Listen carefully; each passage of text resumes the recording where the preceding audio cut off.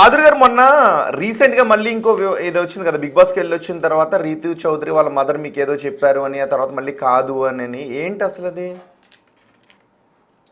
ఏంటి ఇప్పుడు నేను ఇంటర్వ్యూలో నాకు అడిగినప్పుడు హౌస్ లో కూడా చెప్పాను. ఏంటి, రీతు చౌదరి వాళ్ళ ఫ్యామిలీ నుంచి నాకు ఒకరు రీతుకి పవన్ తో దూరంగా ఉండమని చెప్పారని చెప్పాను. అది తమన్నా సింహాద్రి ఆమె ఫ్రెండ్ నాకు ఫోన్ చేసి చెప్పింది. చెప్పిన విషయమే నేను చెప్పాను. హౌస్ లో చూసి జరిగింది జనాలు అందరూ చూశారు, నాతో పాటు జనాలు అందరూ కూడా చూశారు.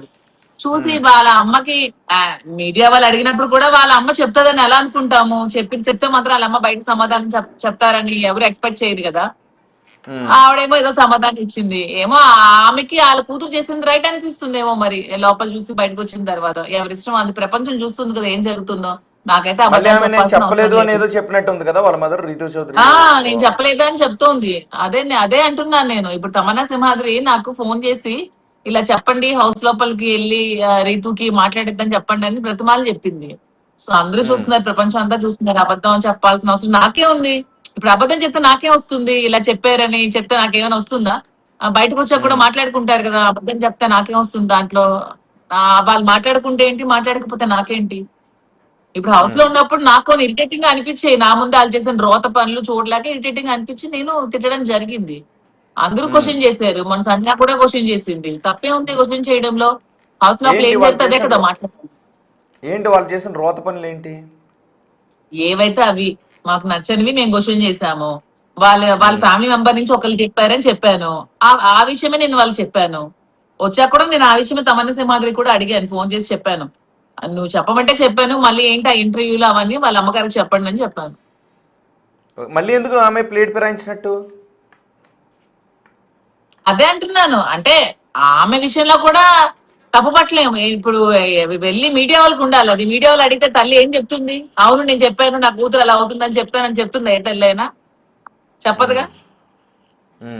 చెప్తుందా? చెప్పదు కదా. మీరు ఆ ప్లేస్ లో ఉన్నా చెప్పరుగా. అంటే ఆమె అబద్ధం చెప్తుంది అంటారు మీరు? అంతే కదా మరి. నాకు ఓకే. అబద్ధం చెప్పాల్సిన అవసరం ఏముంది? లేనిపోని మాటలు చెప్పాల్సిన అవసరం నాకే ఉంది. కొంతమంది క్వశ్చన్స్ కూడా యూట్యూబర్స్ దారుణంగా అడుగుతారండి క్వశ్చన్స్. కొంతమంది ఆ కొన్ని ఛానల్స్ పెట్టేసి వాళ్ళకి ఆ కనీసం అంటే కనీసం విలువలు, అంటే ఒక యాంకర్ కి ఉండాల్సిన విలువలు ఏంటి, జర్నలిజం కి ఉండాల్సినవి ఏంటో తెలియకుండా ఏదో యూట్యూబ్ ఛానల్స్ పెట్టేయడం, ఒక మైక్ పట్టుకోవడం, ఎక్కడ వెళ్తే వెళ్ళి మైక్ పట్టడం, ఏమో క్వశ్చన్స్ అడగడం, ఇదే పని అయింది. విలువలు లేకుండా అయిపోతున్నాయి కొన్ని యూట్యూబ్ ఛానల్స్. మరి దారుణంగా బిహేవ్ చేస్తున్నారు. టీఆర్పీ రేటింగ్ కోసం, మాదిరి కోసం మాట్లాడితే వాళ్ళకి టీఆర్పీ వచ్చేస్తుంది. సో మాదిరి కోసం మాట్లాడేయాలి. ఏదో ఒకటి మాట్లాడేస్తే మేము పాపులర్ అయిపోతాం. మాదిరి కోసం మాట్లాడితే మాకు వ్యూస్ వచ్చేస్తాయి. సో ఏదో ఒకటి మాట్లాడాలని ఆలోచనతో ఏదో ఒకటి మాట్లాడేస్తూ ఉంటాం. అవును, కొంచెం క్లారిటీ తీసుకుని మాట్లాడితే బాగుంటుంది. క్లారిటీ ఏంటండి అసలు? అలాంటి క్వశ్చన్స్, పర్సనల్ లైఫ్ క్వశ్చన్స్ అడిగే రైట్ ఎందుకండి వాళ్ళకి? ఎవరిచ్చారండి? ఆ రీతికి ఇంకో అమ్మాయి ఎవరు అడిగింది, మీ వీడియోస్ వచ్చాయంట ధర్మా మహేష్ తో బయట ఉన్నాయంట, అలా అడుగుతారండి ఎవరైనా? ఒక జర్నలిజం లో అలా క్వశ్చన్స్ అడగడానికి ఏమైనా ఉందా? ఒక పర్సనల్ లైఫ్ లో మనం వెళ్ళేది ఏమైనా ఉందా? ఆ అమ్మాయి ఏమో నేను ఇంకా ఫోన్ చూడడం సమాధానం చెప్తోంది. ఏమి ఎక్కడికి వెళ్తోందో ఏంటో అర్థం. మరి ఇందాక శ్రీనివాస్ గారేమో బిగ్ బాస్ కాదు లో కాదు. ఈ బిగ్ బాస్ లో ఉండేటప్పుడు అయితే కొంతమంది యూట్యూబ్ ఛానల్స్ ఇష్టం వచ్చినట్టు మాట్లాడడం, ఇష్టం వచ్చినట్టు వాగడం, ఏది పడితే అది మాట్లాడేయడం. మాట్లాడితే కింద వ్యూవర్షిప్ వస్తుంది, వ్యూవర్షిప్ వస్తే మీకు డబ్బులు వస్తాయి. అంటే మీకు డబ్బుల కోసం దేనికైనా దిగజారిపోతున్నారు. మీకెందుకు? నా కోసం, నా లైఫ్ కోసం మీకెందుకు? మీకేం రైట్ ఉంది?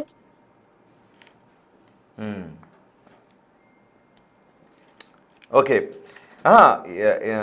ఓకే, మీరు ఎన్ని రోజులు ఉన్నారు బిగ్ బాస్ హౌస్లో? నేను 22 days ఉన్నాను. 22 days. శ్రీనివాస్ గారు, ఆ 22 days మీకు ఏమనిపించింది? 2 days కూడా కొంచెం ఇబ్బంది. ప్రమోషన్స్ చేశాము. బిగ్ బాస్ లో తను చేసే గేమ్ ప్లే మీద మొత్తం అంతా ప్రమోట్ చేయడం జరిగింది. కానీ మరి మాకు ఇబ్బంది కదా, కలిసి తిరిగే వాళ్ళం, కలిసే ఉండేవాళ్ళం. వ్యాపార విషయాలు గాని అన్ని కూడా కలిసి ఆలోచించే వాళ్ళం. రాజకీయంగా గాని ప్రతిది కూడా ఇద్దరం కలిసి, ప్రతి నిమిషం కూడా కలిసే చేస్తాం. ఆ గ్యాప్ చాలా బాధ అనిపించింది. తప్పదు. మీకేమనిపించింది మాధురి గారు? నాక ఎప్పుడు హౌస్ లోంచి బయటకు వచ్చేస్తాను అనిపించింది. ఒకవేళ శ్రీనివాస్ గారిని కూడా స్పెషల్ ఎంట్రీ ద్వారా పంపించి ఉంటే బాగుంది అని ఏమన్నా అనిపించిందా? హౌస్లో శ్రీనివాస్ గారు రారు. రారు. ముందు బిగ్ బాస్ కి వెళ్ళకూడదు అని అనుకున్నాం, మళ్ళీ వాళ్ళు పిలిపించారు. పిలిస్తే సరే అని రెండోసారి వచ్చింది వైల్డ్ ఎయిట్ క్విజ్ లో. వెళ్ళినా దానికి ప్రచారానికి ఏదో ₹1,00,00,000 తీసుకుని ఇచ్చి వెళ్ళామని. మాకు అవసరం ఏముంది? బిగ్ బాస్ వాళ్ళు ఇచ్చిన ఏంటంటే పేదవాళ్ళకి అందరికి పంచిపెట్టేస్తున్నాం. మొన్న క్యాన్సర్ పేషెంట్ కి ₹1,15,000 ఇచ్చాం. మరో కురాడికి ₹80,000 ఇచ్చాం. ఇలాగా బిగ్ బాస్ హౌస్ నుంచి నాకు ఒక 9.5 ఒక 9 lakhs వచ్చిందండి. ఆ 9 lakhs కూడా పనిచేస్తాం. 9 lakhs కూడా ఎక్కడెక్కడ ఎవరికి అవసరం ఉంటే అవసరాన్ని బట్టి, ప్రాంతాన్ని బట్టి, అక్కడ ఆ వ్యక్తిగతంగా ఉన్నటువంటి సమస్యను బట్టి అది డిస్ట్రిబ్యూట్ చేస్తాం. ముందే చెప్తాం, వచ్చేస్తాం. ఓకే, అవును. ఈ మధ్య సేవా కార్యక్రమాల్లో కూడా ఎక్కువ కనబడుతున్నట్టున్నారు. అది అది ఉంటుంది సార్, రొటీన్ ఉంటుంది. ఇప్పుడు నా వ్యక్తిగతంగా కూడా మేము ప్రతి నెల కనీసం 3 to 5 lakh ఖర్చు పెడతాం ప్రజల కోసం. అంటే డొనేషన్స్ గానీ, పెళ్లిళ్ళు గానీ, లేకపోతే ఏవైనా వైద్య సేవలు గానీ, ఎడ్యుకేషన్ కి సంబంధించి గానీ ఏవైనా ఉంటే మేము చేస్తుంటాం రొటీన్ గా. అలాంటిది బిగ్ బాస్ లో వచ్చిన డబ్బులు మాకెందుకు, అది కూడా డొనేట్ చేసేద్దాం అని నిర్ణయం తీసుకున్నాం. ఆ 9 లక్షల రూపాయలను కూడా చాలా వరకు డొనేట్ చేస్తాం. మరికొంత అమౌంట్ ఉంది, అది కూడా మనం చూస్తున్న దాన్ని బట్టి హైదరాబాద్ లో కూడా అనాథలకి కొంత చేయాలని ఉంది. అక్కడ కూడా ప్లాన్ చేస్తున్నాం. అనాథ శరణాలయాలకు వెళ్ళి అక్కడ కూడా చేయాలని చూస్తున్నాం. ఇలా ఎక్కడెక్కడ అవసరాన్ని బట్టి అది చేస్తున్నాం. ఓకే, కాదు. సో ఇప్పటి వరకు ఇన్ఫ్లుయెన్సర్స్ లేదంటే సినిమా హీరోలు వీళ్ళ మాత్రమే బిగ్ బాస్ హౌస్లోకి వెళ్ళారు. సో మామూలుగా అయితే మీరు వెళ్ళరు, కానీ బహుశా రాజకీయ నాయకుల కోసం ఒక బిగ్ బాస్ సిరీస్ ఒక షో పెట్టుంటే బాగుంటుందేమో. ఎప్పుడైనా అనిపించిందా మీకు? అప్పుడు మీలాంటి వాళ్ళు సార్ బిగ్ బాస్ అన్నది నా ఉద్దేశం ఏంటంటే, బిగ్ బాస్ వేదిక చాలా మంచి వేదిక సార్, చాలా మంచి వేదిక. ఒక 15 మందిని ఒక దగ్గర పెట్టి, ఒక 20 మందిని వరకు పెట్టి, వాళ్ళకి సరైన భోజనం ఉండదు, చాలా లిమిటెడ్ ఫుడ్ ఉంటది, ప్రపంచంతో సంబంధం ఉండదు, మొబైల్ కనెక్టివిటీ ఉండదు, ఆయన వారితో సంబంధాలు ఉండవు. అప్పుడు మనిషి తాలూకా బిహేవియర్ ఎలా ఉంటది, ఒక 100 days అక్కడ మనిషి ఎలా బిహేవ్ చేస్తాడు అనేది అప్పుడు మనిషి తాలూకా వ్యక్తిత్వం, ఒరిజినాలిటీ బయటపడుతుంది. సో ఇది ఎంత మంచి షో అంటే, ఈ షోలోనే మరికొన్ని విద్యాపరమైనవి, ఫర్ ఎగ్జాంపుల్ ఒక విద్యార్థులకు ఉపయోగపడే విధంగా బిగ్ బాస్ లోనే ఒక రిటైర్డ్ ఒక ఐఏఎస్ ఆఫీసర్ పెడితే బాగుంటుంది. అలాగే ఒక మంచి పొలిటీషియన్, ఎన్నో అనుభవాలు చూసిన ఒక 15 మంది పొలిటీషియన్స్ పెడితే బాగుంటుందేమో అనిపిస్తుంది నాకు. అనుకుంటారు, కొట్టుకుంటారు, రెండో రోజు కొట్టుకొని బిగ్ బాస్ డోర్ బద్దలు కొడతారు అందరూ. అక్కడే కొట్టుకుంటారు. పొలిటీషియన్స్ 15 మందిని పెడితే ఇంకేమైనా ఉందా? హౌస్ లో పావుకుంటేనే రచ్చరచ్చ.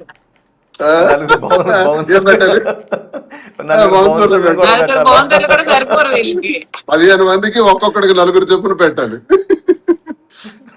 అంతమంది కాదు సార్. ఒక విద్యావంతమైనటువంటి ఒక విద్యకి వేదికగా, ఒక జ్ఞానానికి వేదికగా బిగ్ బాస్ ని కొంచెం మలిస్తే బాగుంటది అనేది నాకు అభిప్రాయం. అలాగే ఒక చాగంటి కోటేశ్వరరావు గారు లాంటి వ్యక్తి అలాంటి విషయాలు పురాణాల గురించి తెలియజేసేవాళ్ళు, సైన్స్ గురించి తెలియజేసేవాళ్ళు, రాజకీయాల గురించి తెలియజేసేవాళ్ళు, అడ్మినిస్ట్రేషన్ గురించి తెలియజేసేవాళ్ళు, ఇలాగ ఒక 5-6 కూడా అందులో యాడ్ చేసి ఒక డిబేట్స్ లా పెడితే బాగుంటది. బిగ్ బాస్ మంచి వేదిక, ఇది బాగుంది. సినిమా సీన్ గుర్తు చేస్తాను. నాగార్జున గారు, దువ్వాడ శ్రీనివాస్ గారు చెప్పిన ఐడియా మీకు బాగా నచ్చినట్లయితే ఒకసారి ఈ ఐడియాని మీరు పరిగణలోకి తీసుకుంటే బాగుంటుందని నాకు అనిపిస్తుంది. నాగార్జున గారు ఒక సినిమాలో బ్రహ్మానందం చెప్తారు కదా, నాగార్జున గారు నా పెర్ఫార్మెన్స్ మీకు. సో ఈ ఐడియా పెట్టాలి సార్. పెడితే అది అన్ని రకాల యూత్, ఇప్పుడు ఈ బాంధవ్యాలు ఉన్నాయి కదా, ఉండని కాదంటున్నా నేను, ఎవరిష్టం వాళ్ళదే ఉంటారు. వాళ్ళతో పాటు ఇవి కూడా, ఈ ఫీడ్స్ కూడా ఉంటే చూసే వాళ్ళ సంఖ్య ఇంకా పెరుగుతుందని నా అభిప్రాయం. కానీ పొలిటీషియన్స్ పంపిస్తే మాత్రం ఎక్కడికో నెక్స్ట్ లెవెల్లో ఉంటుంది. వింటారు సార్, మంచి చెబితే ఎవరైనా వింటారా? ఒక ఐఏఎస్ ఆఫీసర్ వచ్చి అడ్మినిస్ట్రేషన్ గురించి చెప్తే ఎవడు వినడు. చాగంటి కోటేశ్వరరావు గారి లాగా వచ్చి ఆయన పురాణాల గురించి చెప్తే ఎవరు వినరు. అదే ఒక మంచి లవ్ ట్రాక్ నడిచింది అనుకోండి, వ్యూవర్షిప్ పెరుగుతుంది, మంచికి విలువ ఉంటుంది. కరెక్ట్. అండ్ బిగ్ బాస్ లో వాళ్ళ నిజ వ్యక్తిత్వం ఎలాంటిది అన్నది తెలుస్తుందని అన్నారు కదా. మాధురి గారు బిగ్ బాస్ హౌస్ లోకి వెళ్ళిన తర్వాత అప్పటి వరకు మీకు తెలియని విషయం ఏమైనా తెలిసిందా మాధురి గారి గురించి? ఆమె అన్ని రోజులు లేదు ఇంట్లో ఎలా ఉంటుందో అలాగే ఉంది అక్కడ. నేను అదే చెప్పాను, కొంచెం వాయిస్ తగ్గించు, కొంచెం మాట్లాడే తీరు కొంచెం మార్చు. నేను ఏది చెప్పానో నాగార్జున గారు అదే చెప్పారు. మాధురి, నువ్వు మాట్లాడే మాట నీ ప్లేస్ లో నేనుంటే కూడా అలాగే మాట్లాడతాను, కానీ నువ్వు మాట్లాడింది కరెక్ట్, మాట్లాడే తీరు మాత్రం కరెక్ట్ కాదు, కొంచెం తీరు మార్చుకుంటే నిన్ను పట్టేవాళ్ళే లేరు అన్నారు. అంటే ఒక రకంగా నాగార్జున గారు ఆశీర్వదించారు, మంచి సలహా కూడా ఇచ్చారు జీవితం మీద. ఆయన ద్వారా ఆ సలహా మాధురికి జీవితకాలం ఉపయోగపడుతుందని నేను అనుకుంటున్నాను, నాగార్జున గారు ఇచ్చిన సలహా. అలా అలా ఒక మంచి విషయాలు, కొన్ని విషయాలు కూడా తన వ్యక్తిగత జీవితంలో తెలుసుకోవటం జరిగింది. బిగ్ బాస్ లో బాంధవ్యాల్ని పటాపంచలు చేసే విధంగా మాట్లాడటం జరిగింది. బిగ్ బాస్ లో జరుగుతున్నటువంటి రిలేషన్స్ మీద, అంటే ఫేక్ రిలేషన్స్ మీద గట్టిగా మాట్లాడటం జరిగింది. అలాగే 15 మంది కూడా వడ్డీ శ్రీనివాస్ గారు అన్ని మీరే చెప్పేస్తున్నారు. అంటే మాధురి గారి ఏం చెప్పాలో మీరు ప్రాంప్టింగ్ చేస్తున్నారా, లేకపోతే నిజంగానే మాధురి గారి ఉద్దేశం అదేనా? మాధురి గారు, నేను ఏం చేస్తానో మా ఆయన చెప్తున్నారు. ఒకసారి మీ మాటలు. అందరికీ వండి పెట్టింది, ఇంట్లో అలాగే చేస్తుంది. మా ఇంట్లో ఏ రోజు ఎప్పుడు చూసుకున్నా కనీసం 25 మంది భోజనాలు ఉంటాయి. వండి పెడతారు, మినిమం 25 మంది ఉంటాయి. టెక్కల్లో ఉంటే 50 ఉండొచ్చు, 100 ఉండొచ్చు. ఇక్కడైతే కనీసం ఒక 25 మంది. ఓకే, మరి ఈ ఏర్పాట్లన్నీ కూడా తను చూస్తుంది కదా, ఈ ఏర్పాట్లన్నీ దగ్గరుండి తను చూస్తున్నారు. ఇది అలవాటు, ఇది అదే బిగ్ బాస్ లో చేసింది తను కూడా. బిగ్ బాస్ కి వెళ్ళంగానే అక్కడ ఉండే వాళ్ళందరికీ భోజనాలు పెట్టడం అవన్నీ కూడా చేయటం జరిగింది. రియల్ లైఫ్ అండి, అక్కడ ఎలా ఉన్నాం అలాగే.